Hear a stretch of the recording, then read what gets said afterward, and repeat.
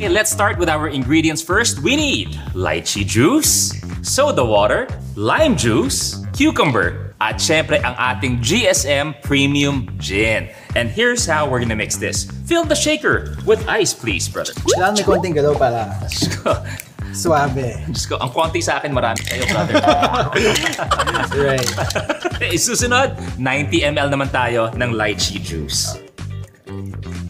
There you go. One more. Thank you, brother.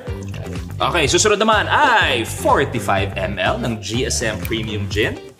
Ang dali nito, kasi sa bahay lang kayo, kasama barkada, di ba? Madali siyang gawin actually. Di ba?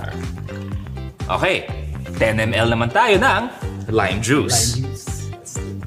Alright. Ang susunod na step naman ay eksakto para kay Ralph dahil ang gagawin mo na dito ay i-shake mo na. Shake na And please, natin. shake well. Alright.